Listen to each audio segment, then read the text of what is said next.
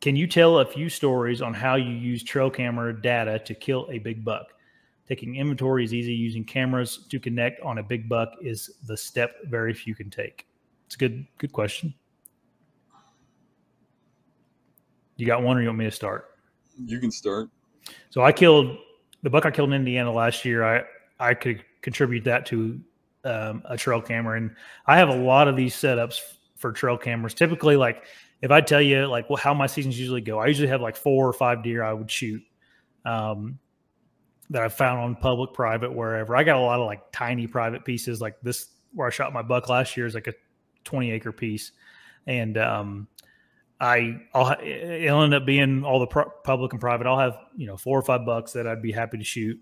And this particular spot was alongside of a cornfield, and there was a point that went out into the cornfield, and the buck's always been that point. Well, just outside, about 100 yards into the timber, off that cornfield, there's a scrape right there, and I always have a cell camera on that scrape, and I know, if a buck hits that scrape, he's going to go bed on this point that is inside the cornfield.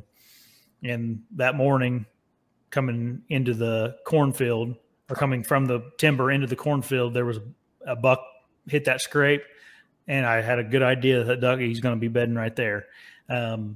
So I actually moved into the point, set up my stand, and killed the buck when he came out of the bedding. But that's an example of how I use them, especially cell cameras. I'll put those typically around if I can find a scrape near bedding.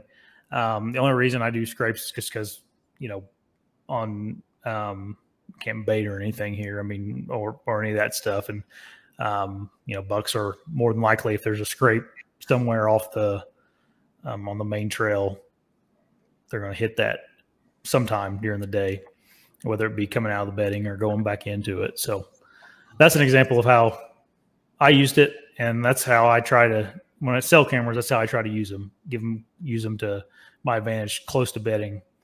That, like I said, that trail camera is probably, from where I shot the buck, it's probably 60 yards. Maybe not even that far, but something like that. And then I always kind of move in closer. So for me, I don't think I've ever killed a deer because of a cell cam. And that's not through a lack of trying. I mean, I've put cell cams in staging areas and waited for perfect timing, and that just seems like I'm always there on the wrong day, but they've given me the intel to be there.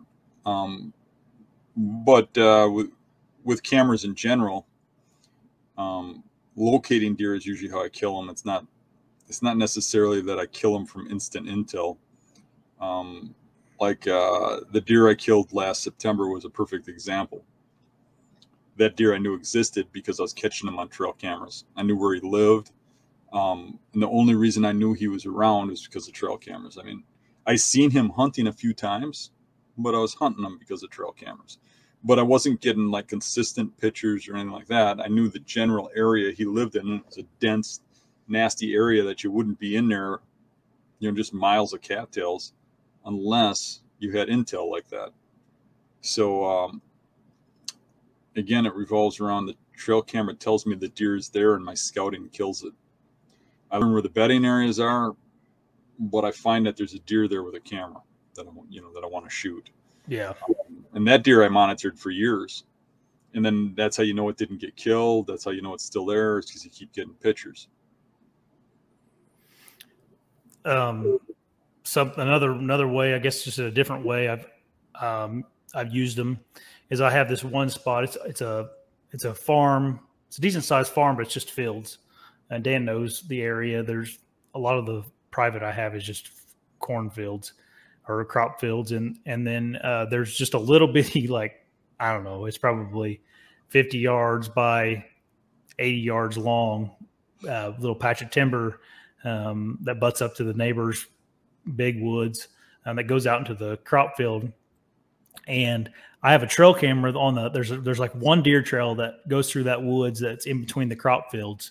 And I always put a trail camera on that. And I'm telling you, in the rut, if you would go set there on November 4th, you'd probably kill a nice buck. I've had, for the past, probably since 2017, I've had a decent buck. Never, not always like a 150-inch buck, but always a decent buck. It seems like November 4th, there's always a buck on that trail camera on November 4th that goes through that little woods. So that's always something, like if I have a buck on that area that I want to shoot, like I be sure to set there November 4th. And the buck that you saw on the thumbnail, it's like a 153-inch 10-point I shot. On November 4th in 2018, when I shot that buck, 2018? Yeah, 2018. I had that buck at 10 yards in that little woods on November 4th.